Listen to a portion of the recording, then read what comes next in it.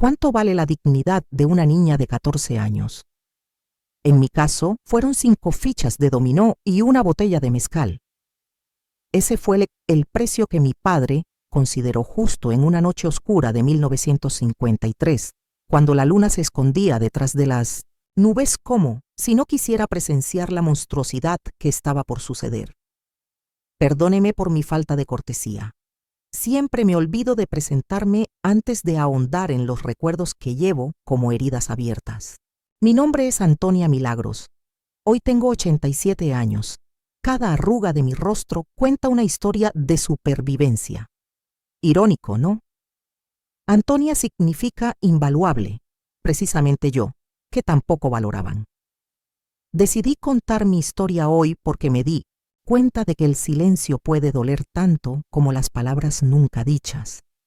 Desde mi ventana en Coyoacán, viendo la Ciudad de México extenderse como una inmensa alfombra de luces parpadeantes, todavía puedo oler la canela y el maíz tostado de las mañanas en Chihuahua, mi tierra natal. La memoria es un laberinto misterioso. Hay días que no recuerdo que desayuné, pero puedo describir con absoluta precisión el vestido color ciruela que llevaba la noche en que mi propio padre me convirtió en moneda de cambio en una mesa de juego. El ruido ensordecedor de la metrópoli nunca logró borrar de mi mente el pesado silencio de aquella noche.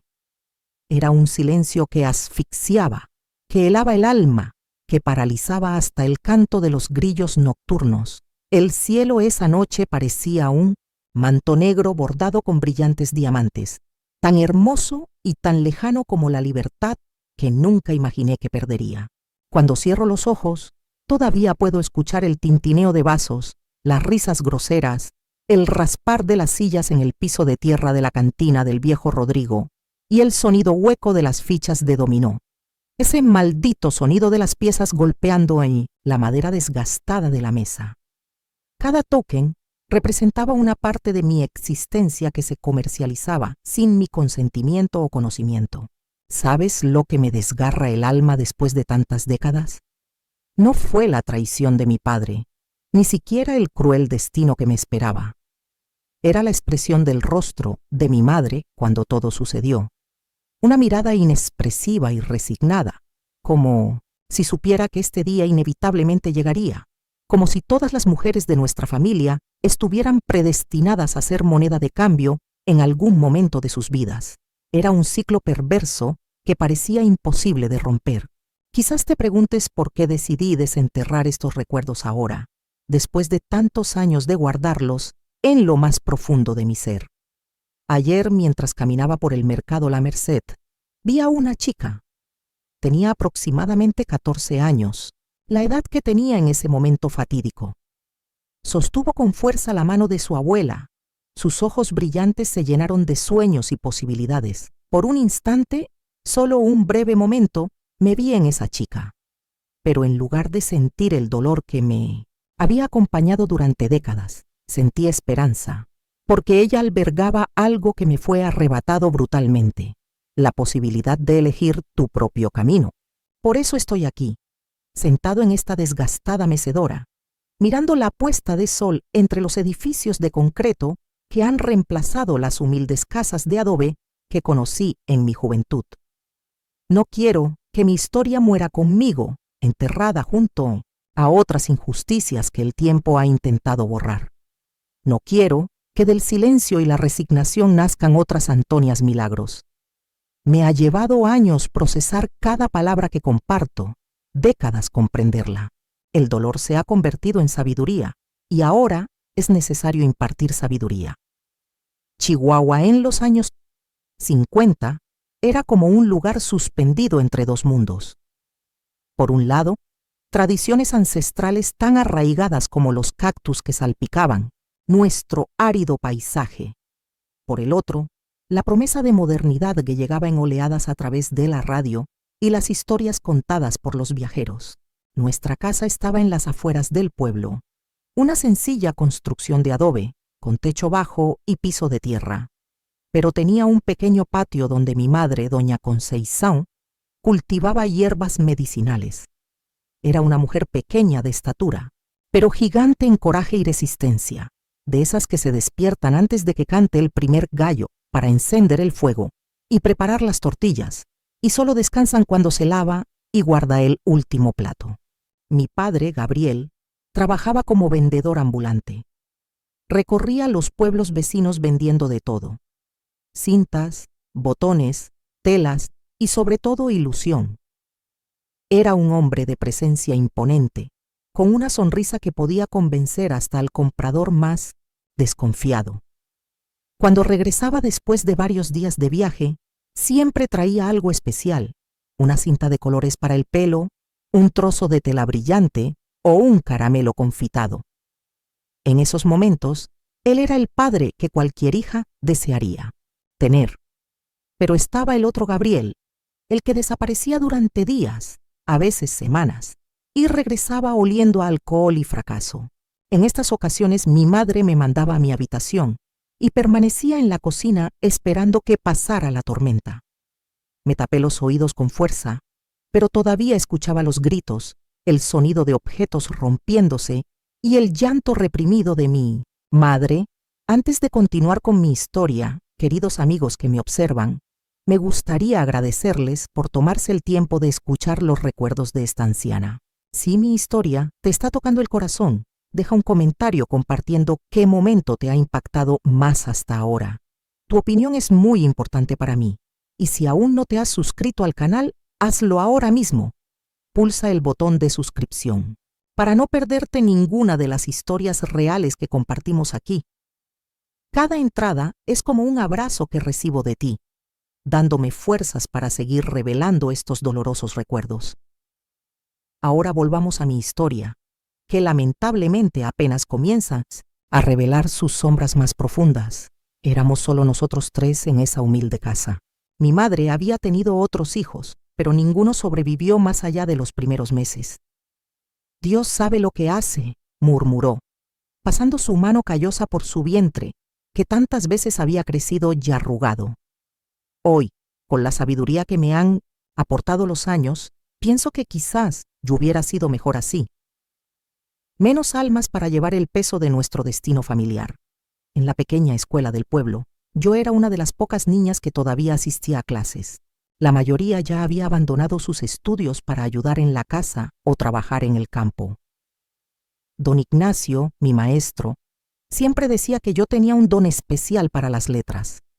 Cuando leyó en voz alta ante la clase, sonrió con genuino orgullo. Esta chica llegará lejos, profetizó. No sabía que llegar lejos tendría un significado tan distorsionado en mi vida. Los domingos eran días santos. Fuimos a misa en la iglesia de San Francisco, un edificio colonial que dominaba la plaza central del pueblo. Me encantaron esos momentos. Llevaba mi único vestido hermoso, hecho con retazos de colores que mi madre cosía hábilmente con retazos de tela que mi padre traía de sus viajes. En la iglesia podía soñar. Observé a los santos en las paredes, sus expresiones serenas, e imaginé un mundo diferente, donde las niñas como yo pudieran elegir sus propios caminos. Después de misa, pasamos por el mercado dominical. Fue una explosión para los sentidos. El penetrante aroma de las especias, los gritos de los comerciantes anunciando sus productos, los colores vibrantes de las frutas y verduras dispuestas en perfectas pirámides.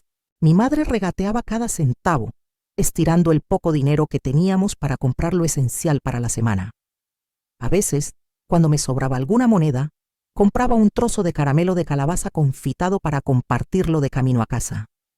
Por la noche, sentado en el umbral de la puerta, miraba el cielo estrellado y soñaba. Quería ser maestra como don Ignacio, o tal vez costurera para hacer hermosos vestidos como los que veía en las raras revistas que llegaban al pueblo en manos de los viajeros más afortunados. Sueños simples, ¿verdad? Pero eran míos, solo míos. También estaba Tomás, el hijo del ferroviario que trabajaba en la estación. Intercambiábamos miradas tímidas durante la misa, y en ocasiones él pasaba por nuestra casa silbando una melodía que solo nosotros dos conocíamos. Mi primer amor inocente, de esos que solo se tienen a los 14 años, tan puro que ni siquiera sabía definir lo que era amar de verdad a alguien, pero la vida tiene una manera cruel de convertir la pureza en amargura. Y así fueron mis primeros 14 años, entre el patio, la escuela, la iglesia y el mercado. Entre los sueños de una niña y la dura realidad de ser mujer en un lugar donde este simple hecho ya era una sentencia temprana. No lo sabía entonces, pero cada día era un paso hacia esa fatídica noche. Cada sonrisa, cada sueño, cada pequeño momento de felicidad fue como un adiós silencioso a todo lo que conocía. ¿Sabes lo más cruel del destino? Así es como te prepara para lo peor sin que te des cuenta, plantando pequeñas semillas de cambio, que solo reconocemos cuando ya es demasiado tarde. Por esa época comenzaron a aparecer diferentes hombres en nuestro pueblo. Llegaban en coches grandes y relucientes, de esos que levantaban nubes de polvo en los caminos de tierra y hacían que todos dejaran lo que estaban haciendo para mirar. Venían de la Ciudad de México, de Monterrey, de lugares lejanos que para mí no eran más que nombres en los libros escolares. Dijeron que eran empresarios que traerían progreso y modernidad a nuestra región olvidada por el tiempo. Progreso. Qué hermosa palabra para disimular tanta perversidad. Uno de estos hombres fue el doctor Alfonso Montero. Alto, siempre impecablemente vestido con traje y sombrero, incluso bajo el inclemente sol chihuahuense. Tenía una manera de mirar que me heló hasta los huesos, como si pudiera ver a través de mi piel, a través de mis pensamientos más íntimos. Cuando entré a la cantina del viejo Rodrigo, donde mi padre pasaba las noches, todos cambiaron el tono de voz, como si este extraño fuera una especie de realeza disfrazada. Yo no lo sabía entonces, pero él me había estado observando durante meses, como un depredador estudiando pacientemente a su presa antes del ataque fatal. Recuerdo claramente el día en que todo empezó a desmoronarse. Era jueves. Había sido día de mercado en el pueblo. Mi madre estaba visiblemente preocupada porque mi padre no había regresado a casa en 4 días. No era raro que desapareciera así, pero esta vez había algo diferente. Una tensión palpable en el aire, como ese silencio pesado que precede a Mabisdidisti, una tormenta devastadora. Antonia, me llamaba mi madre mientras lavaba los platos con movimientos mecánicos. Ya eres mayor, necesitas entender algunas cosas. Se detuvo, se secó las manos con su desgastado delantal y se sentó conmigo a la mesa de la cocina. Tu padre le debe dinero a gente peligrosa, mucho dinero. Le temblaban las manos mientras hablaba. Sus nudillos estaban blancos por la fuerza con la que agarraba la tela de su delantal. Si pasa algo, corre, corre y no mires atrás. No lo entendí del todo en ese momento. Pensé que era uno más de los problemas de juego de mi padre, que pronto pasaría como todos los demás, que en unos días regresaría con su amplia sonrisa y algún pequeño recuerdo para hacerme olvidar los días de ausencia. Pero había algo diferente en los ojos de mi madre, un miedo que nunca antes había visto, ni siquiera en las noches más violentas. Esa noche no pude dormir. Pensé en sus palabras, tratando de descifrar lo que realmente significaban. A través de la ventana de mi pequeño dormitorio, observaba la luna llena iluminando nuestro jardín, las sombras de las plantas medicinales de mi madre bailando en la brisa nocturna. Parecía que incluso la naturaleza estaba inquieta, sintiendo la perdición que se acercaba como un tren sin frenos. Fue entonces cuando escuché las voces, primero bajas, luego cada vez más fuertes y tensas. Reconocí la voz borracha de mi padre, arrastrando las palabras e insegura como siempre. Y luego otra voz, profunda, controlada, que inmediatamente me puso la piel de gallina. Era el doctor Alfonso. Salí de puntillas de la cama y caminé silenciosamente hacia la puerta principal. Me agaché en la oscuridad, conteniendo la respiración para escuchar la conversación que sellaría mi destino. Gabriel, sabes que no puedes pagar esta deuda, ¿verdad? La voz del doctor Alfonso era suave, casi paternal, pero llevaba una amenaza velada que me heló la sangre. Pero soy un hombre justo Siempre hay una manera de ajustar cuentas. Mi padre dijo algo que no pude entender. Estaba sollozando con la voz ahogada por la bebida y la desesperación. Su hija, continuó el doctor Alfonso con una calma aterradora. Es una joven muy linda, educada por lo que dicen. En la Ciudad de México estaría bien atendida. Tendría una vida que tú nunca podrías darle. Sentí mi cuerpo paralizarse completamente. Hablaba de mí como si fuera una mercancía, un objeto con el que intercambiarse para pagar deudas. Quería gritar, correr, hacer algo, cualquier cosa, pero mi cuerpo no respondía a las órdenes desesperadas de mi mente. Era como si estuviera clavado al suelo, condenado a escuchar mi propia sentencia. No puedo hacerle esto a mi hija, dijo mi padre con la voz entrecortada. Es todo lo que tengo. ¿Todo lo que tienes? El doctor Alfonso se rió, una risa seca y aguda, sin ningún rastro de verdadera alegría. No tienes nada, Gabriel. Ya ni siquiera tu propia vida te pertenece. Hubo un momento de tenso silencio, solo interrumpido por los grillos nocturnos y el viento que empezó a soplar con más fuerza, como si hasta los elementos intuyeran la tormenta que se avecinaba en nuestro modesto hogar. Vamos, te daré una oportunidad, dijo finalmente el doctor Alfonso. Un último juego. Si ganas, la deuda será perdonada. Si pierdes, bueno, ya sabes el precio. El resto de la conversación se perdió mientras se alejaban hacia la cantina. Regresé a mi habitación en shock, mi mente corriendo con lo que acababa de escuchar. No podía creer que mi propio padre estuviera considerando usarme como moneda de cambio. Imposible. Puede que tuviera 1000 defectos, pero me amaba.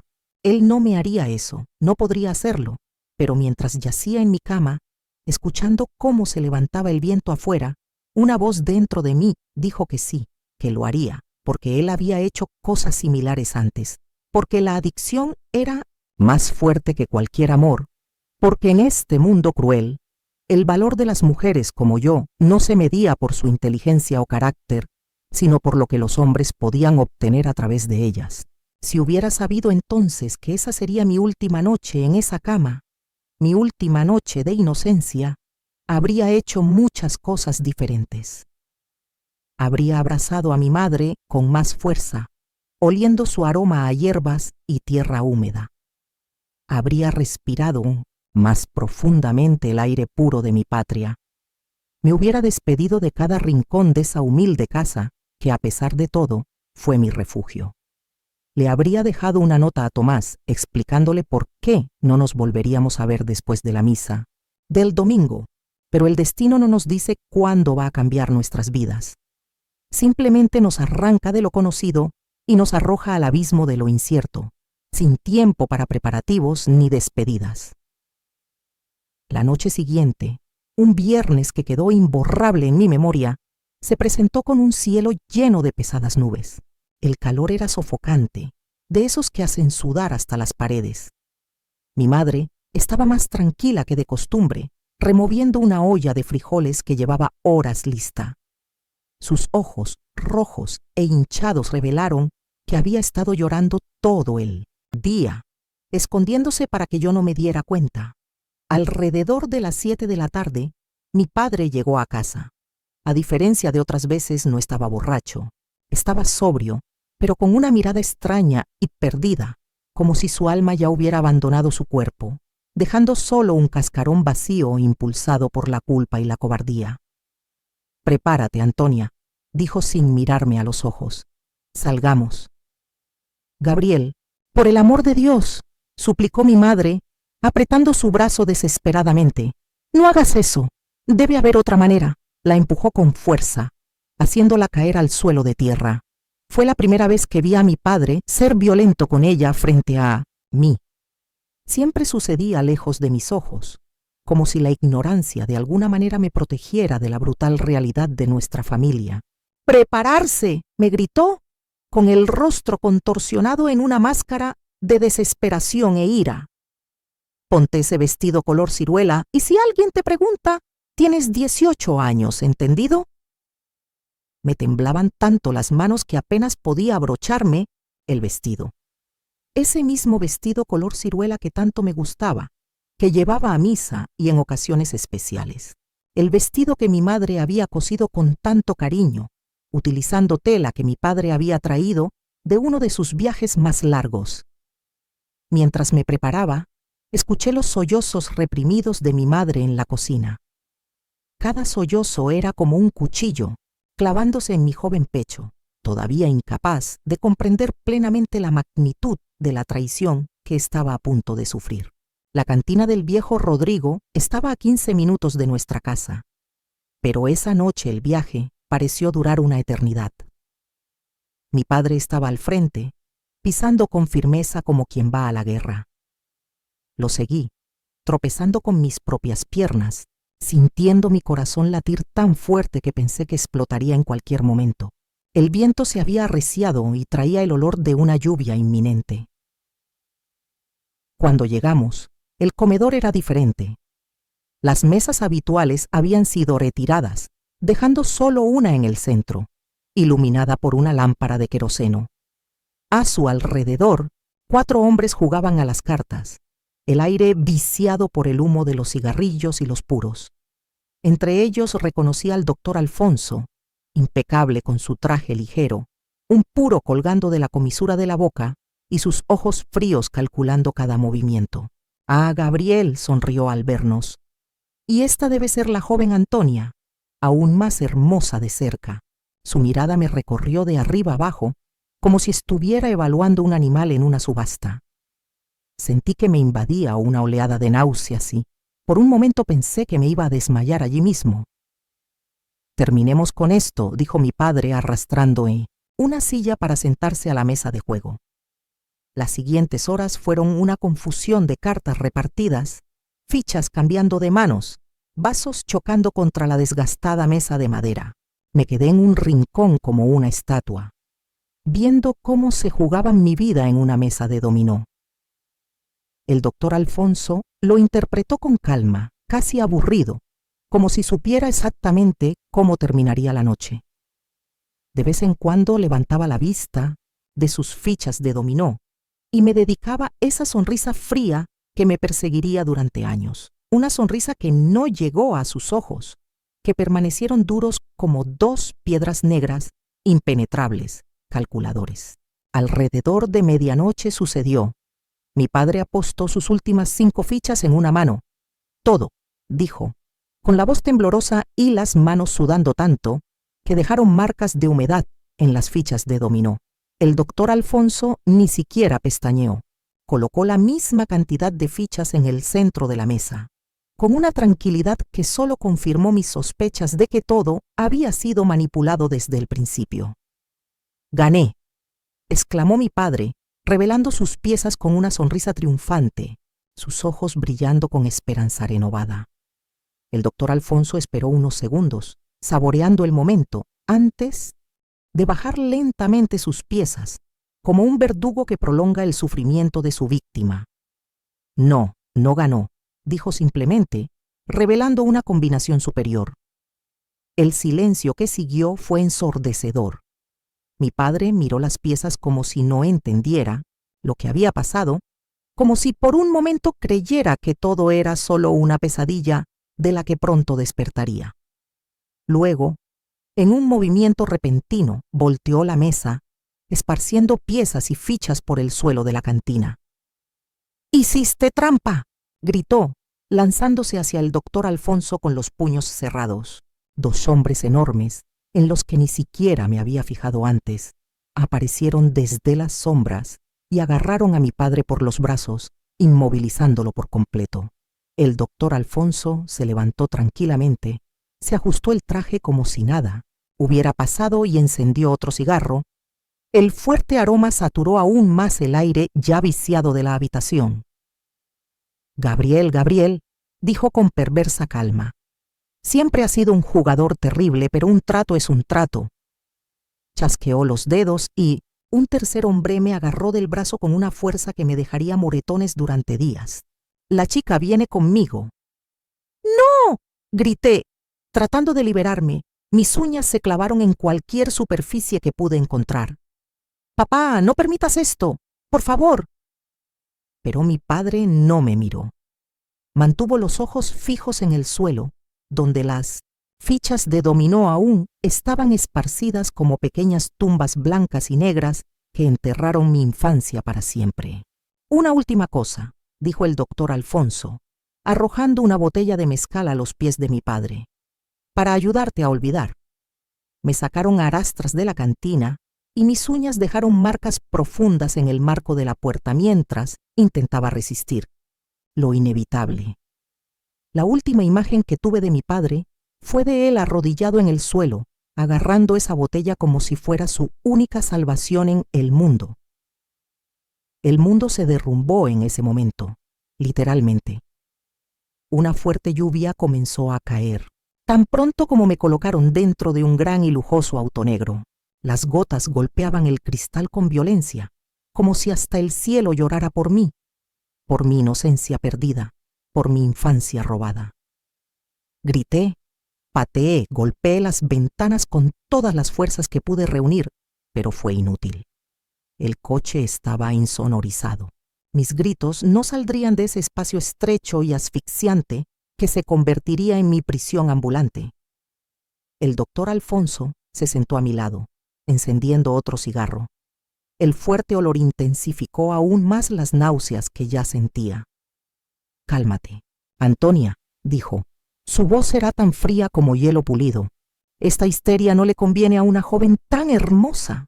Sus palabras solo aumentaron mi desesperación. Grité más fuerte, lloré más fuerte, rogué que regresara. Prometí que sería una buena hija, que nunca volvería a causar problemas como si fuera mi culpa, como si hubiera hecho algo para merecer ese terrible castigo. Mientras el auto se alejaba de Chihuahua, sentí como si cada kilómetro fuera una herida que se abría en mi interior. Mi pueblo, mi casa, mi madre, todo quedó atrás, tragado por la oscuridad de la noche y la cortina de lluvia torrencial que parecía lavar el paisaje de mis recuerdos. Pensé en mi madre. ¿Había aceptado eso? No, imposible. Recordé su mirada, triste esa tarde, cómo me abrazó con más fuerza antes de irme. Ella lo sabía. Sí, él lo sabía, y no podía hacer nada para protegerme. Esta comprensión me dolió más que cualquier otra cosa. Su impotencia era como un espejo de mi propia condición en este mundo cruel. Y Padre mío, ¿cómo pudiste? ¿Cómo podría alguien apostar a su propia hija en una mesa de juego? La imagen de él, arrodillado en el suelo, sosteniendo esa botella de mezcal, se grabó en mi mente como una fotografía indeleble. En ese momento, todo el amor que sentía por él se convirtió en odio. Un odio tan profundo que me asustó, que me hizo temer por mi propia capacidad de sentir algo tan intenso y devastador. Las horas pasaban arrastradas como plomo. Alterné momentos de llanto convulsivo y un silencio lleno de desesperación. El doctor, Alfonso, permaneció impasible a mi lado, como si estuviera en un viaje de negocios rutinario. De vez en cuando decía algo sobre cómo mi vida sería mejor en la Ciudad de México, cómo tendría oportunidades que nunca tendría en Chihuahua, cuántas chicas darían cualquier cosa por estar en mi lugar privilegiado. Cada una de sus palabras fue como un cuchillo que se hundió más profundamente en mi joven e inocente pecho. En algún momento, exhausto de tanto llorar, me quedé dormido. Cuando desperté ya amanecía el día. El paisaje exterior había cambiado por completo. Ya no existían los cactus retorcidos del desierto ni las colinas áridas que había conocido desde que nací. Ahora, todo lo que vio fueron caminos interminables y, a lo lejos, la silueta de enormes edificios recortados contra el cielo nublado. Ciudad de México, la gran metrópoli que solo conocí a través de historias e imágenes de los libros escolares. Visto desde allí, desde el asiento trasero de aquel lujoso auto, parecía un monstruo de concreto dispuesto a tragarme en sus entrañas, de piedra y acero. Fue entonces cuando la realidad me golpeó con toda su fuerza. No fue una pesadilla. No iba a despertarme en mi cama con el aroma del café de mi madre proveniente de la cocina. Esto realmente estaba sucediendo. Estaba sola, completamente sola, en manos de un hombre que no me veía más que como una mercancía, un objeto comprado para satisfacer sus deseos perversos. El pánico se apoderó de mí. Comencé a hiperventilar con el pecho oprimido, como si 1000 manos invisibles me asfixiaran impidiendo que el aire llegara a mis pulmones. «Quiero ir a casa», susurré, mi voz apenas audible. «Por favor, llévame de regreso». El doctor Alfonso simplemente se rió. Una risa seca y sin humor que resonó en las paredes del coche como un eco siniestro. «Tu casa ya está aquí, Antonia. Será mejor que te acostumbres». En ese momento algo dentro de mí se rompió. No fue como una rama que se rompiera, fuerte y repentina. Fue más bien una erosión silenciosa. El tipo de destrucción que solo notamos cuando ya es demasiado tarde, cuando el daño ya está hecho y es irreparable. Sentí mi infancia, mis sueños, mi inocencia fluir entre mis dedos como agua que no se puede contener. El auto se detuvo frente a un imponente edificio, en lo que después supe era la Colonia Polanco, una de las zonas más elegantes de la Ciudad de México. El doctor Alfonso bajó primero y luego me abrió la puerta, como un caballero, abriendo paso a su dama, una cruel parodia de galantería que no hizo más que intensificar el horror de la situación. «Bienvenido a tu nueva vida», dijo con una sonrisa que no llegó a sus fríos ojos. Salí del auto con las piernas temblando, aún usando ese vestido color ciruela, ahora arrugado y sucio por el viaje. Miré el cielo de la Ciudad de México, tan diferente al cielo abierto de Chihuahua. Aquí no había estrellas, solo una inmensidad gris y asfixiante, cubierta por la contaminación de la gran metrópoli. En ese momento me hice una promesa silenciosa. Prometí que sin importar lo que pasara, sin importar cuánto tiempo tomara, sobreviviría. Sobreviviría y algún día contaría mi historia para que ninguna otra Antonia Milagros tuviera que pasar por lo que yo estaba pasando. El apartamento era grande, lujoso, pero a mí me parecía una prisión dorada. Alfombras persas, muebles de madera oscura, cuadros caros en las paredes. Todo gritaba riqueza, pero de una manera fría y sin vida, sin la calidez humana que había en mi humilde casa de adobe. El doctor Alfonso me mostró lo que sería mi habitación, más grande que toda mi casa en Chihuahua, con una cama enorme y cortinas de seda que filtraban la luz que entraba por los grandes ventanales.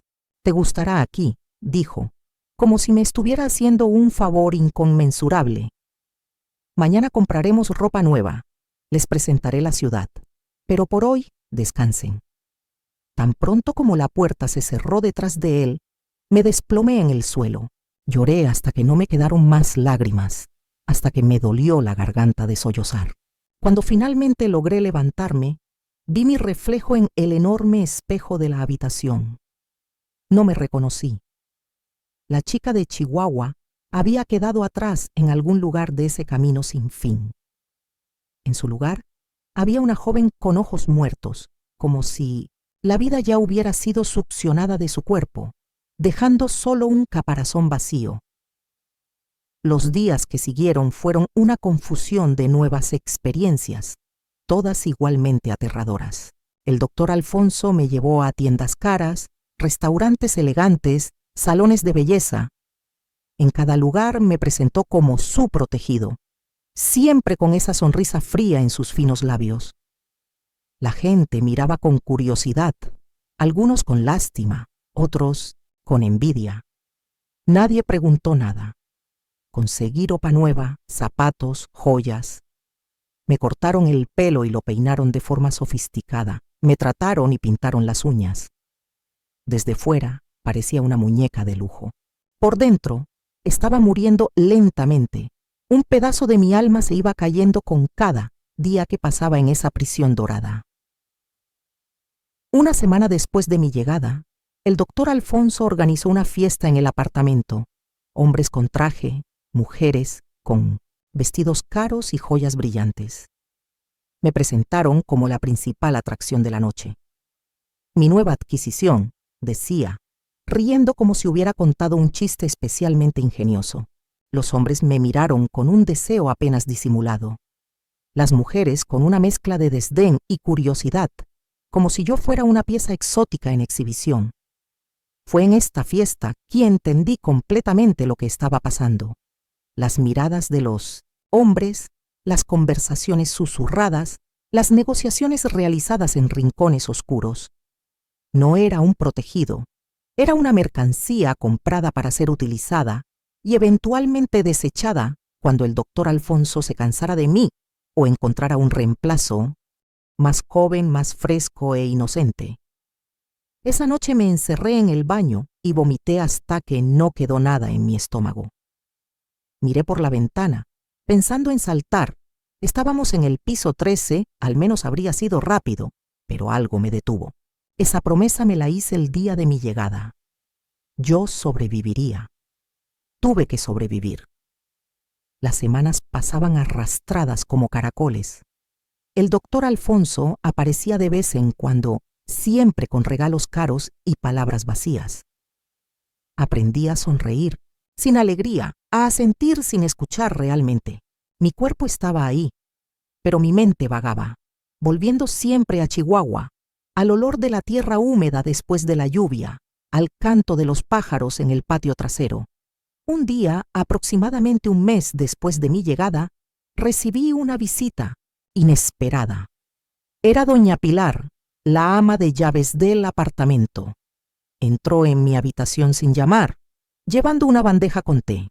«Bebe esto, niña», dijo, entregándome una taza.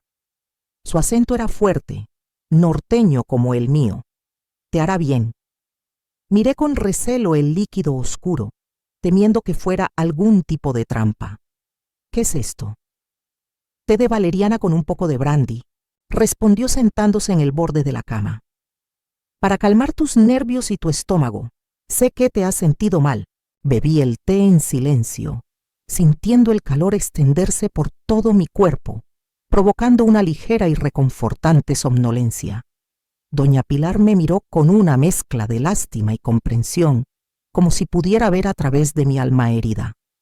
«No es la primera, ¿sabes?», dijo finalmente, su voz casi un susurro. «Y desafortunadamente no será el último, pero escucha atentamente lo que te voy a decir. Eres fuerte, más fuerte de lo que piensas. Sobrevivirás a esto». Sus palabras encendieron una pequeña llama de esperanza dentro de mí.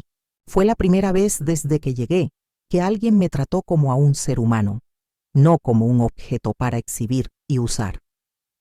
«¿Cómo salgo de aquí?», yo pregunté. Mi voz no era más que un susurro, temiendo que las paredes tuvieran oídos. Doña Pilar meneó la cabeza con tristeza. «No es tan simple, niña. Tienen ojos en todas partes, pero yo ayudaré en lo que pueda. Por ahora aprende, observa, guarda cada dato. Un día esta podría ser tu salvación». Esa noche, por primera vez en semanas, dormí sin pesadillas. La visita de doña Pilar había cambiado algo en mí. No era exactamente esperanza, era más bien determinación. No sería solo una víctima, sería un sobreviviente. A la mañana siguiente me desperté con una idea fija en la cabeza. Necesitaba aprender a leer y escribir mejor.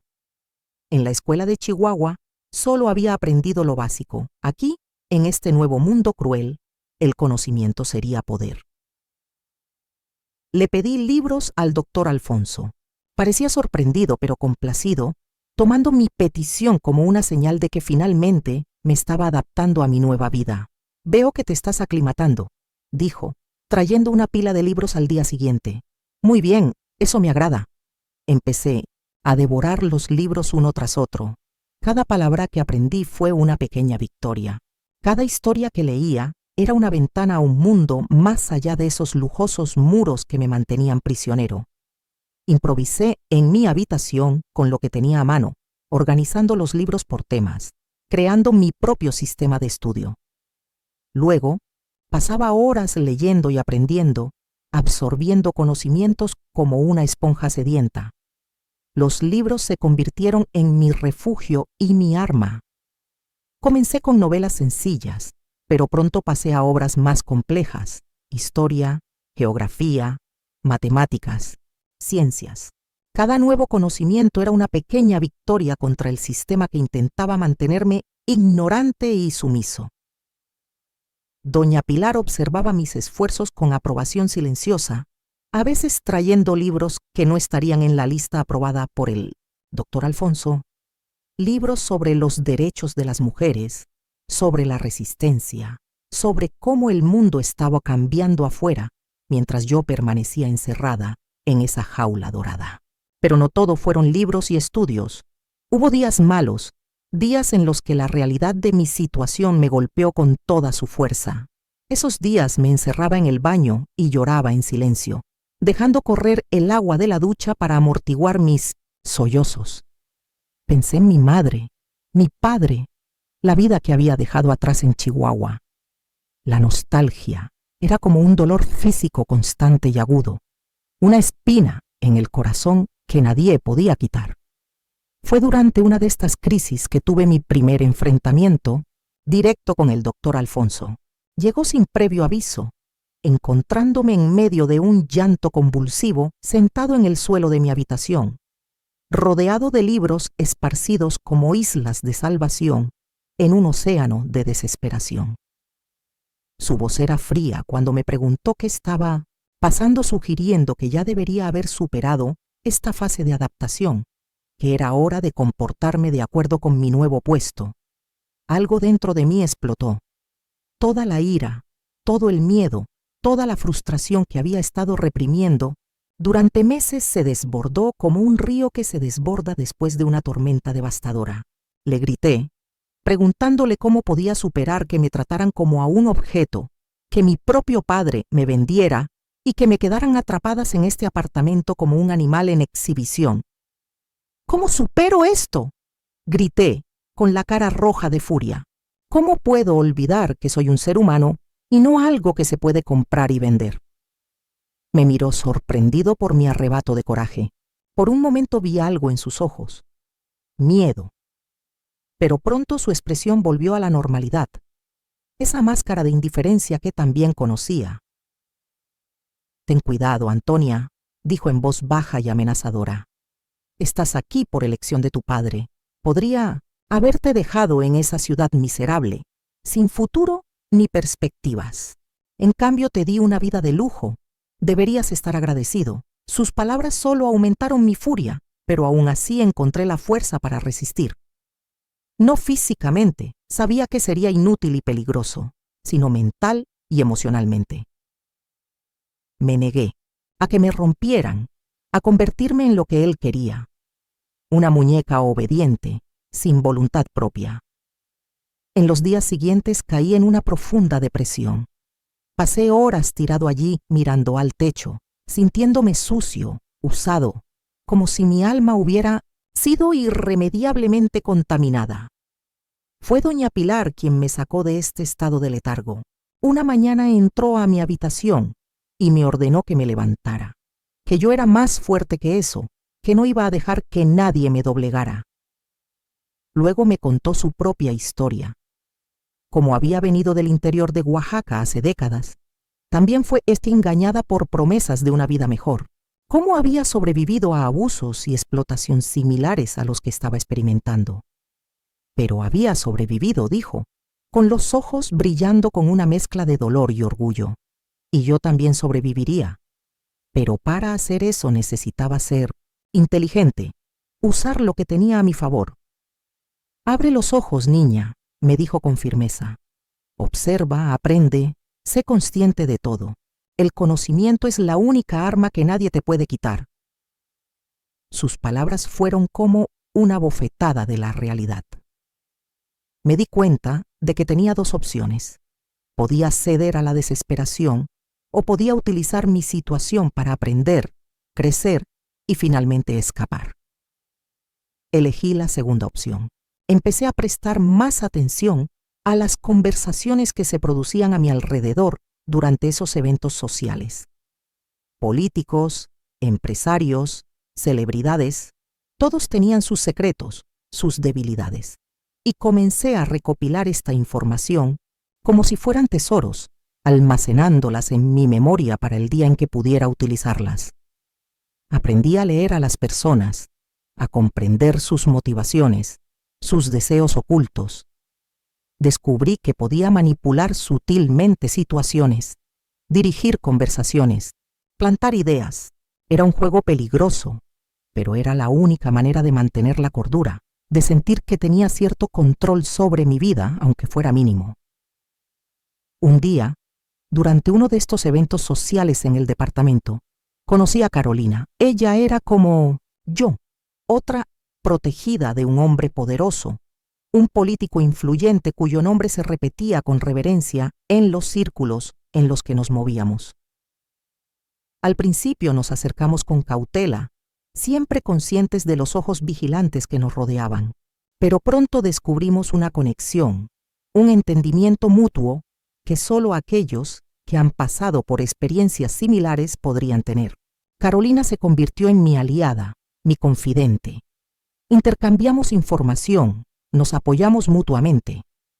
Con ella aprendí más sobre cómo funcionaba este inframundo de poder y explotación, y juntos comenzamos a soñar con una manera de escapar. Fue Carolina quien me enseñó a utilizar la tecnología a mi favor. Había conseguido esconder una pequeña radio portátil y me enseñó a sintonizar emisoras que transmitían noticias del mundo exterior, un mundo del que estábamos aislados como piezas de museo en una vitrina. A través de esta radio, escondida debajo del colchón, aprendí sobre los movimientos emergentes por los derechos de las mujeres, los cambios políticos y los avances tecnológicos. Fue como si de repente se hubiera abierto una ventana en mi celda, dejando entrar el aire fresco de la libertad, aunque solo fuera como una promesa lejana. Carolina también me enseñó algo aún más valioso: cómo pasar desapercibida observándolo todo. Esperan que seamos bonitos y estúpidos, me dijo una vez, con una sonrisa maliciosa en los labios. Utiliza esto a tu favor. Cuanto menos sospechen de tu inteligencia, más libertad tendrás para maniobrar. Siguiendo su consejo, adopté una postura de aparente sumisión.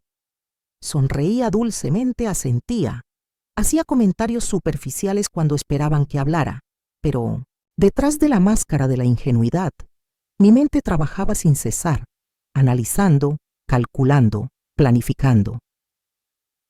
Los meses pasaron y, con ellos, mi conocimiento y determinación crecieron.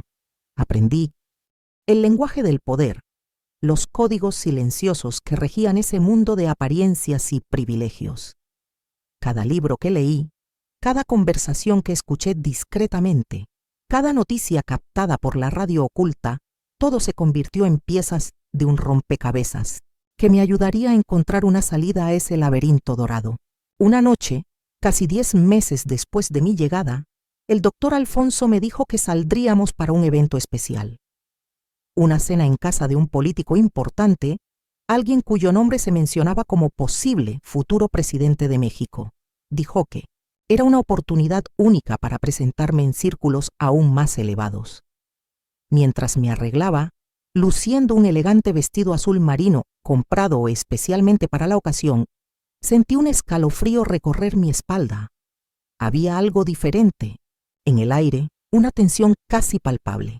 El doctor Alfonso estaba más ansioso que de costumbre, más cuidadoso con su apariencia, más insistente en sus instrucciones sobre cómo debía comportarme.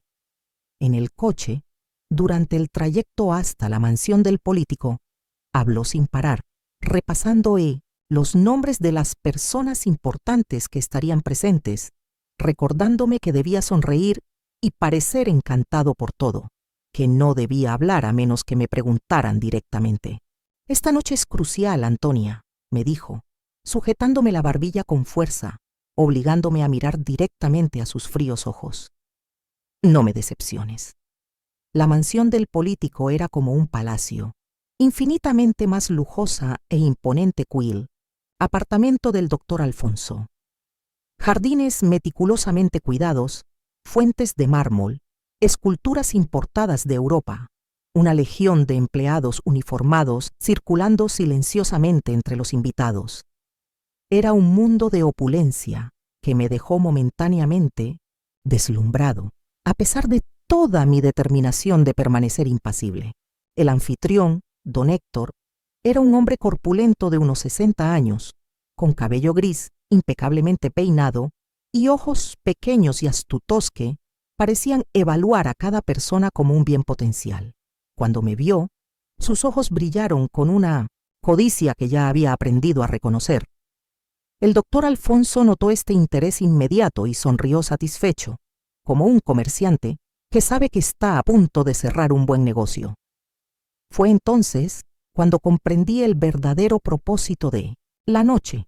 Ella no estaba allí solo como compañera del doctor Alfonso, sino que la exhibían, la ofrecían como si fuera una joya rara que él estaba dispuesto a cambiar por el precio justo.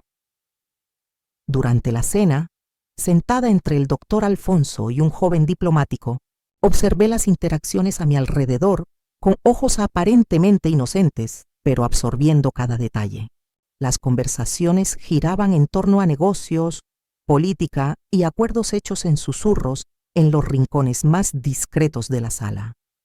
Me di cuenta de que esto era más que una simple reunión social. Era un intercambio de favores, influencias y secretos. Y yo era parte de esa moneda de cambio. Después de la cena, mientras los hombres se retiraban a la biblioteca a tomar puros y brandy, se invitaba a las mujeres a reunirse en la sala de música. Entre ellos, encontré a Carolina, traída por su protectora. Pasamos unos minutos a solas, fingiendo admirar un cuadro colgado en una pared lateral. «Te están negociando», me susurró sin mover los labios, manteniendo una sonrisa plástica en el rostro. Don Héctor se queda con las niñas durante unos meses y luego las envía a otros países. Su susurro cayó sobre mí como un balde de agua helada. ¿Cómo sabes eso? Margarita, la chica que me precedió, fue enviada a La Habana. Nunca volví a saber de ella. La revelación de Carolina me heló la sangre. Todos los avances que creía haber logrado, toda la adaptación forzada, todos los planes que había estado haciendo, todo se perdería si la enviaran a otro país, en manos de personas desconocidas, lejos incluso del limitado círculo de apoyo que había construido. Necesitamos hacer algo. Ahora. Le susurré en respuesta, manteniendo la misma sonrisa artificial en mis labios. Carolina asintió imperceptiblemente. Tengo un plan, pero necesitamos ayuda. Doña Pilar conoce a alguien que puede ayudarnos. No tuvimos tiempo de dar más detalles. Uno de los guardias de seguridad de don Héctor se acercó indicándonos que debíamos regresar al grupo. Pasé el resto de la noche en alerta máxima, cada nervio de mi cuerpo tenso como la cuerda de una guitarra a punto de romperse. Observó el intercambio de miradas entre el doctor Alfonso y don Héctor, las sonrisas cómplices, los saludos discretos. Estaban sellando mi destino como si fuera una mercancía, sin voz, sin elección, sin derechos. En el camino de regreso al departamento, el doctor Alfonso permaneció extrañamente silencioso, pero con una expresión de satisfacción que me provocó náuseas. No me habló hasta que llegamos, cuando finalmente dijo: «Te portaste apropiadamente». Don Héctor quedó impresionado. No respondí. Mi mente estaba corriendo buscando desesperadamente una salida. Tan pronto como entré a mi habitación, encontré una nota escondida debajo de mi almohada. La letra apresurada de doña Pilar simplemente decía: «Prepárate mañana por la noche. Llévate solo lo esencial. No muestres nada inusual durante el día». Leí y releí la nota hasta que la memoricé. Luego la destruí, rompiéndola en pedacitos y tirándolos al inodoro. No dormí esa noche. Me quedé allí, mirando al techo, imaginando 1000 escenarios diferentes, desde una fuga exitosa hasta las terribles consecuencias si nos capturaban. Por la mañana me esforcé por lucir normal siguiendo mi rutina habitual. Desayuné, leí mis libros Intercambié algunas palabras banales con el doctor Alfonso antes de que partiera hacia su trabajo en la clínica, donde atendía a la élite de la ciudad. En apariencia era un médico de renombre, pero ahora sabía que su verdadera ocupación implicaba tratos mucho más oscuros. La tarde transcurrió con una lentitud tortuosa. Cada minuto parecía una hora. Mi corazón saltaba ante cada ruido, temiendo que algo hubiera salido mal, que nuestro plan hubiera sido descubierto. Como a las 5 de la tarde, doña Pilar entró en mi habitación con ropa limpia para guardar en el armario, como hacía todos los días. Pero esta vez susurró mientras empacaba las cosas: a las 10 en punto. Cuando escuches 3 suaves golpes en la puerta trasera, solo toma una muda de ropa y el dinero que logré ahorrar para ti. Asentí casi imperceptiblemente y seguí fingiendo leer mi libro, como si no estuviéramos planeando algo que podría costarnos la vida si lo descubriéramos. El doctor Alfonso regresó a las 7 trayendo un vestido nuevo, aún más elegante que el anterior. Para mañana por la noche, dijo, tendiéndole la caja. Don Héctor está organizando un evento en su granja en las afueras del pueblo. Quiere que luzcas deslumbrante. Sonreí, aceptando el regalo con manos temblorosas, sabiendo que nunca usaría ese vestido, que nunca pondría un pie en la finca de don Héctor. Gracias, dije, forzando el entusiasmo en mi voz. No puedo esperar. El doctor Alfonso sonrió, complacido por mi aparente agradecimiento, y se retiró a su consultorio, donde pasaría las siguientes horas en llamadas de negocios. Como solía hacer todas las noches, cenamos en silencio, como siempre. El doctor Alfonso estaba más concentrado en los papeles que leía entrebocado que en mi silenciosa presencia al otro lado de la mesa. A las 9 se retiró a su habitación, con instrucciones de que yo también me retirara temprano, ya que teníamos un día importante por delante. Obedecí, fingiendo ir a mi habitación. Cerré la puerta con cuidado y comencé mis preparativos silenciosos. Elegí ropa sencilla y práctica, muy diferente de los vestidos elegantes que me obligaban a llevar. Falda oscura, blusa sin adornos, zapatos planos y cómodos para caminar. Guardé el dinero que doña Pilar me había dado en pequeñas porciones durante los últimos meses, escondido dentro de un libro hueco que ella misma había preparado. No era mucho, pero esperaba que fuera suficiente para los primeros días de la fuga. Los minutos pasaban lentamente. Sentada en el borde de la cama, completamente vestida y lista, observé cómo las manecillas del reloj se movían con una lentitud exasperante. Mi corazón latía tan fuerte que temí que el doctor Alfonso lo oyera desde la otra habitación. A las 10 en punto, salí de la habitación y caminé de puntillas por el oscuro pasillo. La puerta de la habitación del doctor Alfonso estaba cerrada y una fina línea de luz escapaba por debajo. Contuve la respiración al pasar, temiendo que el más mínimo ruido lo alertara. La cocina estaba a oscuras. Esperé junto a la puerta trasera, contando los segundos, cada uno de los cuales parecía una eternidad. Y finalmente, los 3 golpes suaves y apenas audibles. Abrí la puerta con cuidado para no hacer ruido. Afuera, encontré a doña Pilar y a un hombre que no conocía, alto y delgado, de espeso bigote y mirada bondadosa. «Este es mi hermano Raúl», susurró doña Pilar. «Él los llevará a un lugar seguro». Fue entonces cuando noté, medio escondida entre las sombras, la figura de Carolina. Él también había logrado escapar. Nos abrazamos brevemente, 2 prisioneros saboreando los primeros momentos de una libertad aún frágil e incierta. «Rápido», dijo Raúl en voz baja y urgente. «Solo tenemos unos minutos antes de que los guardias hagan su ronda». Seguimos callejones estrechos y oscuros, permaneciendo en las sombras, evitando las zonas iluminadas por las farolas. La Ciudad de México dormía, o al menos fingía no ver nuestra huida desesperada por sus entrañas de cemento. Raúl nos llevó hasta una pequeña camioneta estacionada a unas cuadras de distancia. «Escóndete debajo de esta lona», le ordenó. señalando la carrocería cubierta del vehículo. No hagas ningún ruido, pase lo que pase. Obedecimos, tumbados uno al lado del otro sobre el duro cuerpo, cubiertos por la áspera lona. El motor del camión rugió y comenzamos nuestro viaje hacia lo desconocido.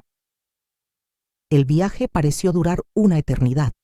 Cada freno brusco, cada giro brusco, cada parada temporal hacía que el corazón me diera un vuelco en el pecho, temiendo que nos hubieran descubierto, que en cualquier momento la lona fuera arrancada para revelar los rostros furiosos del doctor Alfonso y sus hombres.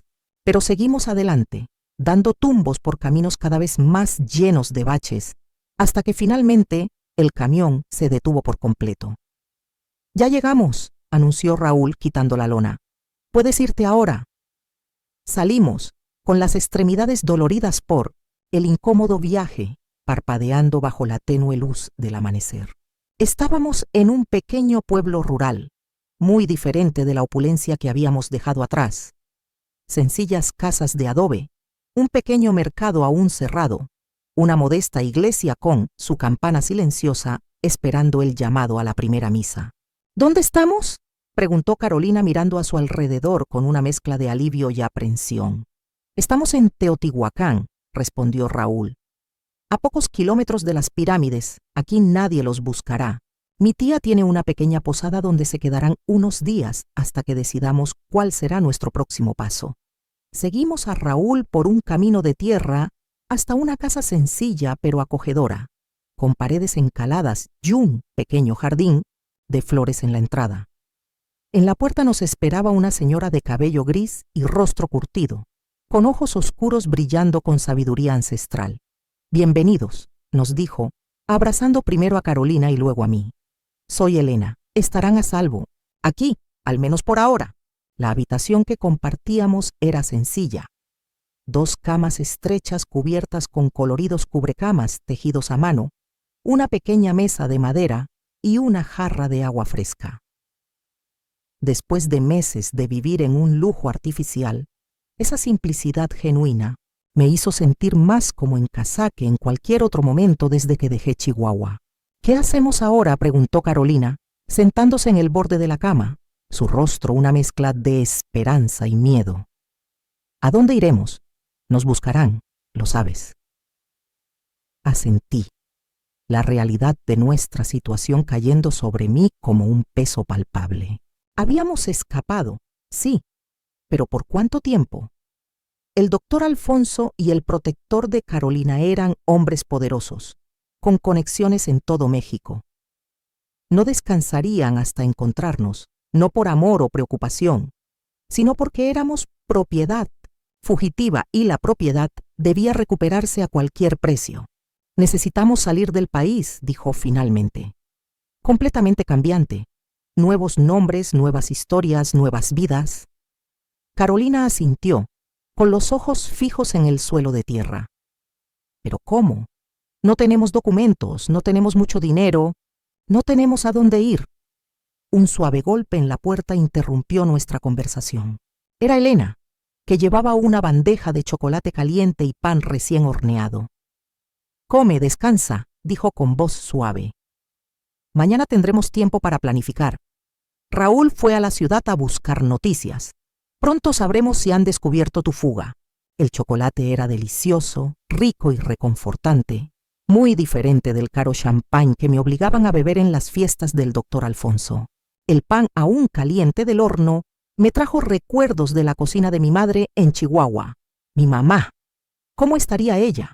¿Seguiría pensando en mí o me había descartado para siempre? El deseo de contactarla era inmenso, pero sabía que sería el primer lugar donde buscaría el doctor Alfonso. Me quedé dormido con estas preguntas dando vueltas en mi mente, mi cuerpo agotado por el estrés de la fuga, pero mi espíritu más ligero por la primera experiencia de libertad en casi un año. Me desperté con los primeros rayos de sol filtrándose por las rendijas de la ventana de madera. Carolina seguía durmiendo profundamente en la cama de al lado. Me levanté sin hacer ruido, me lavé la cara en la palangana con agua fresca que dejó Elena y me puse la única muda de ropa limpia que había traído. Salí al pequeño patio delantero, respirando profundamente el aire de la mañana, saboreando la sensación de no ser observado, de no tener que desempeñar un papel, de poder simplemente existir como yo mismo. Elena estaba en la cocina preparando tortillas para el desayuno. Sonrió al verme y señaló un taburete al lado de la estufa. «Ven, niña, quiero enseñarte a hacer una tortilla de verdad, no esas cosas pálidas que sirven en la ciudad». Y así, en esa cocina sencilla, con las manos cubiertas de masa de maíz, me sentí verdaderamente viva por primera vez en mucho tiempo. No fue el final de nuestro viaje, ni mucho menos, pero fue un comienzo de autodeterminación, de recuperar el control sobre mi propia existencia. Raúl regresó ya entrada la tarde, con el rostro oscuro como el cielo que comenzaba a cubrirse de nubes oscuras que anunciaban lluvia. Nos reunimos en la pequeña habitación de Elena. El aire estaba tenso por la anticipación de noticias, buenas o malas. «Te están buscando», dijo sin rodeos. El doctor Alfonso movilizó a sus contactos policiales. Carolina, su protectora, hizo lo propio. Ofrecen cuantiosas recompensas por información. Sentí que se me hundía el estómago. No esperaba menos, pero escuchar la confirmación hizo que todo fuera más real, más amenazador. «¿Cuánto tiempo tenemos antes de que empiecen a buscar fuera de la ciudad?», pregunté, esforzándome por mantener mi voz firme. Raúl se acarició el tupido bigote reflexionando. «2 días, tal vez 3, no más que eso. Necesitamos alejarlos más y rápidamente». «¿A dónde?», preguntó Carolina con los ojos muy abiertos por el miedo. «No podemos quedarnos en la ciudad de México y sus alrededores, eso está claro. Pero, ¿a dónde podemos ir que nos haga verdaderamente seguros?». Elena, que hasta entonces había permanecido en silencio, intervino con voz tranquila. «Tengo un primo en Veracruz. Tiene un pequeño hotel cerca del puerto. Por allí pasa mucha gente. Nadie presta mucha atención a las caras nuevas. Desde allí pueden tomar un barco a otro lugar, tal vez a Cuba, tal vez más lejos». La idea de dejar México, el único país que conocía, me daba miedo, pero quedarse significaba correr el riesgo constante de ser recapturado, de volver a manos del doctor Alfonso o, peor aún, de ser enviado a don Héctor y su mercado internacional de carne joven. «¿Cuándo podemos irnos?», pregunté, la decisión cristalizando en mi mente. «Esta noche sería ideal», respondió Raúl. «Mi amigo tiene un camión que lleva mercancías al mercado de Puebla. De allí se puede tomar el tren a Veracruz. Ya lo he organizado todo». Lo repentino de los acontecimientos me dejó atónito. Hace apenas 24 horas estaba sentado a la mesa cenando con el doctor Alfonso, fingiendo normalidad, mientras el corazón latía con fuerza en el pecho ante la perspectiva de escapar. Ahora estaba a punto de dejarlo todo atrás nuevamente y embarcarse en un viaje aún más incierto. «¿Qué pasa con los documentos?», preguntó Carolina, siempre práctica. «No podremos viajar en barco sin documentos». Raúl sonrió por primera vez desde que llegó. «Mi contacto en Veracruz puede arreglar esto. Costará la mayor parte del dinero que tienes, pero es la única manera». Las siguientes horas fueron un torbellino de preparativos. Elena preparó provisiones para el viaje, envolviendo tortillas, queso y carne seca en paños limpios. Raúl trajo ropa más adecuada para el viaje, pantalones largos y camisas sencillas que nos permitieran pasar por jóvenes desde la distancia, sombreros anchos para ocultar el rostro. Al anochecer llegó el amigo de Raúl con su camión cargado de productos agrícolas. «Estarás escondido entre los puffs», explicó, mostrando un espacio estrecho que había creado en medio de la carga. «No es cómodo, pero es seguro. Nadie busca personas entre los suministros». Nos despedimos de Elena con lágrimas en los ojos. Esa mujer que apenas conocíamos había arriesgado todo para ayudarnos, simplemente porque creía que era lo correcto. «Vayan con Dios», nos dijo, haciendo la señal de la cruz sobre nuestras cabezas. «Y recuerda, la vida siempre encuentra un camino, como el agua que fluye entre piedras. El viaje a Puebla fue una tortura. Apretados entre pesadas bolsas, cada bache en la carretera en mal estado se multiplicaba por 10. El calor era sofocante y el olor a productos agrícolas repugnante después de las primeras horas. Pero no nos quejamos. Cada kilómetro recorrido era un kilómetro más de nuestros captores, un paso más hacia la libertad. Llegamos a Puebla antes del amanecer, con el cuerpo dolorido y el espíritu oscilando entre el miedo y la esperanza. El compadre de Raúl nos dejó cerca de la estación de tren, entregándonos boletos de tercera clase a Veracruz y las últimas instrucciones de Raúl. Busca a Ernesto Guevara en el Hotel Marisol, cerca del puerto. Dile que son sobrinas de Elena. Él lo entenderá. Le agradecimos fervientemente y vimos cómo el camión se alejaba, llevándose consigo nuestro último vínculo con la seguridad temporal que habíamos encontrado en Teotihuacán. La estación de trenes de Puebla comenzaba a despertar. Los vendedores ambulantes instalaban sus puestos para la jornada. Los trabajadores, somnolientos, se dirigían a sus puestos de trabajo. Algunos viajeros esperaban los primeros trenes del día. Permanecimos discretos. Nuestros sombreros bajos nos cubrían la cara, evitando el contacto visual, pareciendo solo 2 trabajadores jóvenes entre muchos. El tren a Veracruz llegó puntualmente a las 6 de la mañana, un monstruo de hierro y humo que parecía a la vez aterrador y liberador. Los vagones de tercera clase eran sencillos, con bancos de madera dura y espacio limitado. Nos sentamos juntas, Carolina del lado de la ventana, yo en el pasillo, nuestras pocas pertenencias, guardadas de forma segura debajo de los asientos. A medida que el tren ganaba velocidad, alejándose de la estación, sentí una mezcla de emociones tan intensa que apenas podía respirar.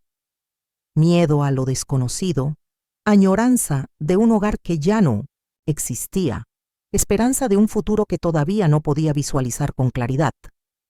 El paisaje del altiplano mexicano se deslizaba ante la ventana y la vegetación iba cambiando a medida que nos acercábamos a la costa. Hablamos poco, cada uno perdido en sus propios pensamientos, sus propios recuerdos, sus propios planes para el futuro incierto que nos esperaba. Llegamos a Veracruz a última hora de la tarde del día siguiente, después de un viaje extenuante con varias paradas en pequeñas estaciones a lo largo del camino. El calor húmedo de la costa nos golpeó como un muro invisible nada más bajar del tren. Después del clima seco del altiplano, la humedad de Veracruz era casi asfixiante, provocando que la ropa se nos pegara al cuerpo a pocos minutos de nuestra llegada. El Hotel Marisol no fue difícil de encontrar. Era un establecimiento modesto cerca del puerto, con las paredes desconchadas por el aire del mar y un cartel descolorido que había conocido días mejores. Entramos al pequeño vestíbulo, con el corazón latiendo aceleradamente. Detrás del mostrador de recepción había un hombre, delgado, de mediana edad y de piel bronceada. «Estamos buscando al señor Ernesto Guevara», dijo en voz baja. «Somos sobrinas de Elena». El hombre nos estudió durante un largo momento, sus ojos oscuros insondables. Finalmente asintió. «Síganme», dijo simplemente, saliendo de detrás del mostrador y guiándonos por un pasillo estrecho hasta una pequeña habitación en la parte trasera del hotel. «Espera aquí. Ernesto llegará pronto».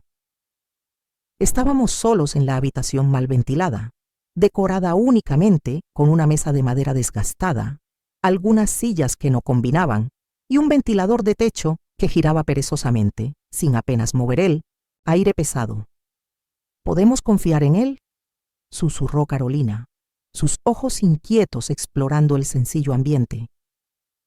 «No tenemos muchas opciones», respondí, tratando de parecer más confiado de lo que me sentía. Además, Elena no nos enviaría con alguien en quien no confiara. Media hora después se abrió la puerta. Entró un hombre, alto, de complexión fuerte, cabello negro salpicado de canas y un rostro marcado por el sol y la vida dura. Ustedes son los pupilos de Elena, dijo. No fue una pregunta, sino una observación. Soy Ernesto. Bienvenido a Veracruz. En los días siguientes, Ernesto demostró ser un protector silencioso pero eficaz. Nos instaló en una pequeña habitación, en la parte trasera del hotel, lejos de las miradas indiscretas de los huéspedes habituales. Nos proporcionó ropa limpia, comidas sencillas pero nutritivas y, lo más importante, comenzó a trabajar en los documentos falsos que necesitaríamos para salir de México. No es un proceso rápido, nos explicó durante una cena discretas en 1900 su despacho. Elaborar documentos convincentes lleva tiempo y hay que decidir hacia dónde se quiere llegar. Esta pregunta nos tomó por sorpresa. ¿A dónde iríamos? El mundo más allá de las fronteras de México era un misterio para ambos. Solo sabíamos lo que habíamos leído en los libros o escuchado en los cuentos. Cuba sería más fácil, continuó Ernesto, observando nuestra indecisión. Tengo contactos. Allí podrían empezar una nueva vida en La Habana. O quizás más al sur, Argentina, Chile. Cuanto más lejos, más seguros estarán. Pasamos horas discutiendo las posibilidades, sopesando los pros y los contras de cada destino, imaginando cómo sería construir una vida en un lugar completamente extraño, con un idioma posiblemente diferente, costumbres desconocidas. Creo que deberíamos separarnos, dijo Carolina una noche en voz baja y decidida. Será más difícil encontrarnos si no estamos juntos. La idea de separarme del único amigo que tenía en este mundo cruel me provocaba un dolor físico casi insoportable. Pero él sabía que ella tenía razón. Dos caras juntas son más memorables y más fáciles de rastrear. Tienes razón, admití finalmente. ¿Pero a dónde iremos? Siempre quise visitar Buenos Aires, dijo Carolina con una sonrisa triste. Dicen que es como París en Sudamérica. Y yo iré a Cuba, decidí. Está más cerca. Podré encontrar trabajo y, quién sabe, estudiar. Siempre quise ser profesora. Decididos sus destinos, Ernesto intensificó sus preparativos. En 2 semanas teníamos nuevos nombres, nuevas historias, nuevos documentos que, aunque falsos, parecían perfectamente legítimos. Me convertí en Isabel Suárez, una joven viuda que viajaba a La Habana para vivir con una tía imaginaria. Carolina se convirtió en Mercedes Ortiz, una costurera que buscaba trabajo en la creciente industria textil de Buenos Aires. Nuestras nuevas identidades eran como ropa prestada, incómodas al principio, pero necesarias para nuestra supervivencia. El último día en Veracruz llegó más rápido de lo que esperábamos. Carolina partiría primero, en un carguero que hizo escala en varios puertos de Sudamérica antes de llegar a Buenos Aires. Lo seguiría 2 días después, en una embarcación más pequeña que tomaba la ruta regular hacia La Habana. Nos despedimos en la pequeña habitación que habíamos compartido, con nuestras pocas pertenencias ya empaquetadas en sencillas maletas proporcionadas por Ernesto. Te voy a extrañar, dijo Carolina con lágrimas corriendo libremente por su rostro. Eres la hermana que nunca tuve. La abracé con fuerza. Mi cara estaba húmeda por el llanto desenfrenado. Un día nos volveremos a encontrar, prometí, aunque sabía que era una promesa que tal vez no pudiera cumplir. Cuando todo esto quede atrás, cuando sea seguro, intercambiamos direcciones de nuestros contactos en La Habana y Buenos Aires, prometiendo escribirnos tan pronto como estuviéramos establecidos. Pero ambos sabíamos que sería peligroso tener cualquier tipo de comunicación que pudiera ser rastreada. Nuestros caminos se estaban separando, probablemente para siempre. Sé feliz, Isabel Suárez, dijo Carolina, utilizando mi nuevo nombre, con una sonrisa triste.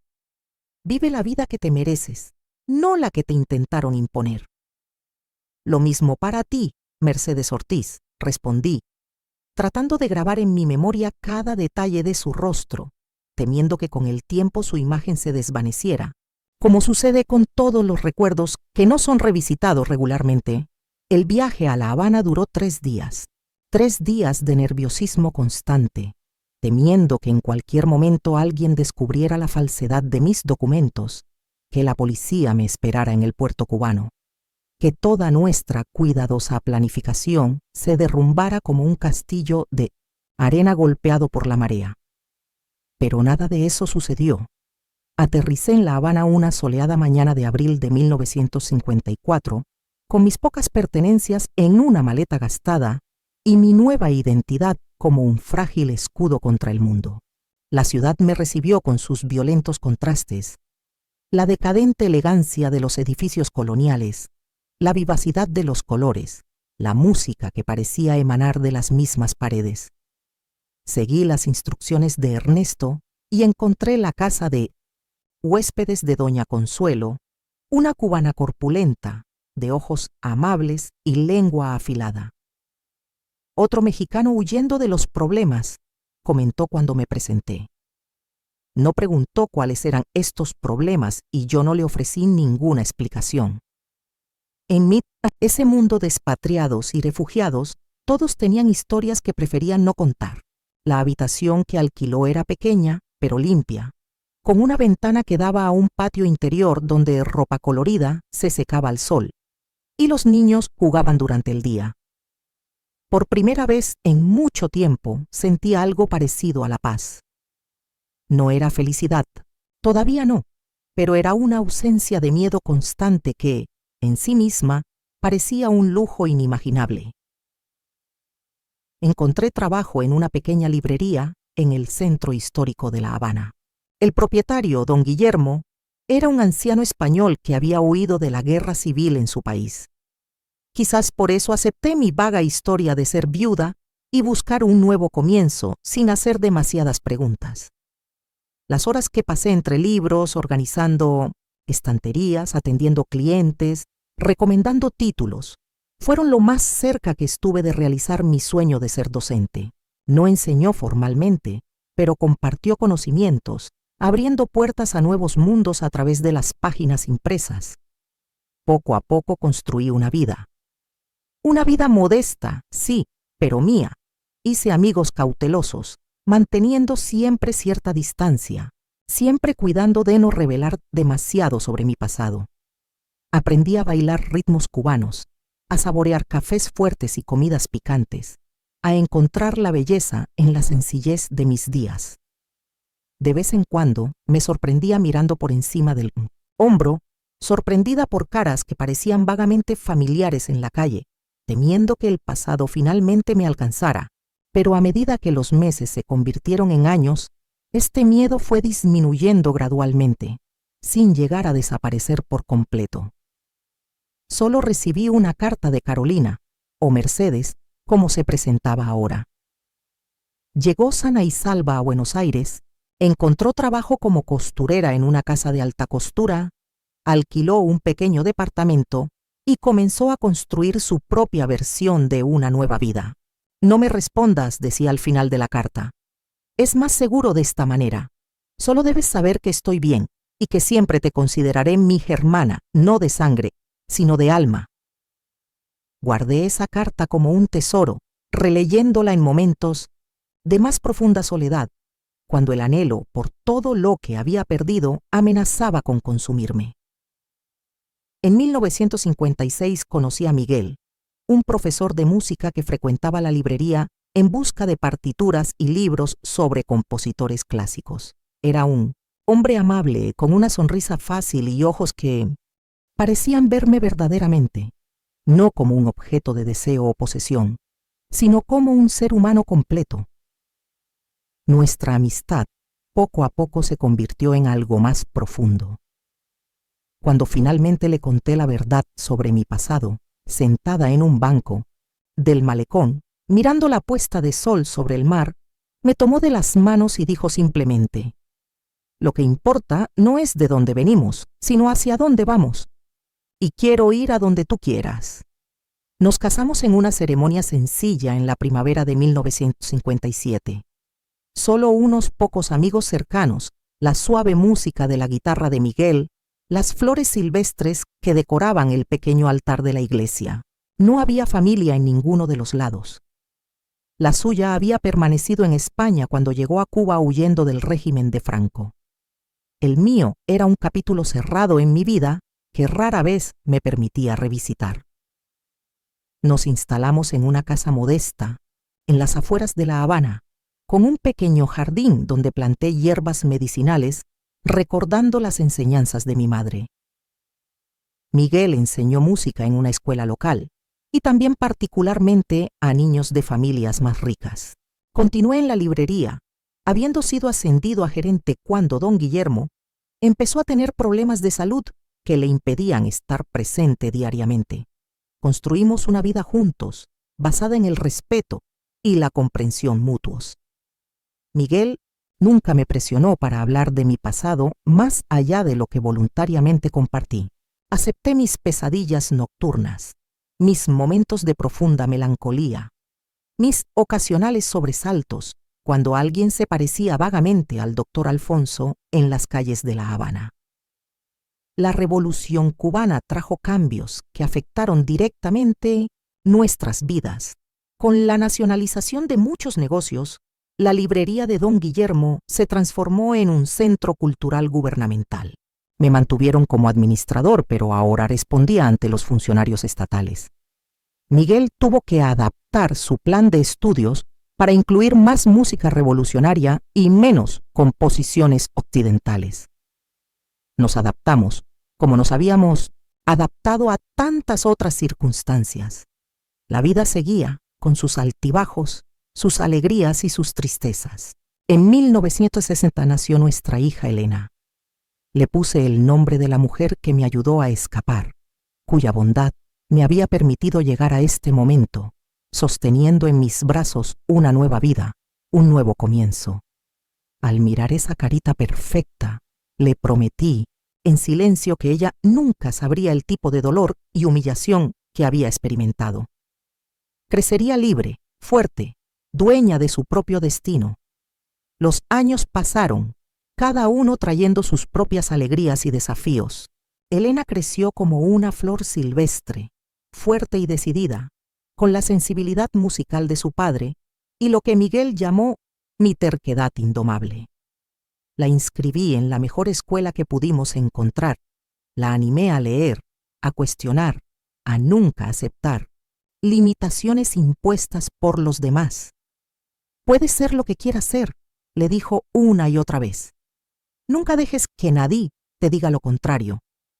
En 1968, exactamente 15 años después de mi fuga, la Ciudad de México, recibí una carta que detuvo momentáneamente mi mundo. Provenía de México, pero no tenía remitente. Con manos temblorosas, abrí el sobre y encontré una sola hoja de papel, con algunas líneas escritas con una letra que reconocí de inmediato. El doctor A falleció, accidente automovilístico. Pensamos que le gustaría saberlo. Ahora está verdaderamente libre. D.P. Doña Pilar sigue cuidándome, incluso después de tantos años. Me senté en la pequeña terraza de nuestra casa, cogiendo la carta en mis manos, mirando el atardecer cubano pintar el cielo de tonos naranjas y rosados. Sentí una extraña mezcla de emociones. Alivio de que el hombre que había destruido mi adolescencia ya no pudiera venir a mí.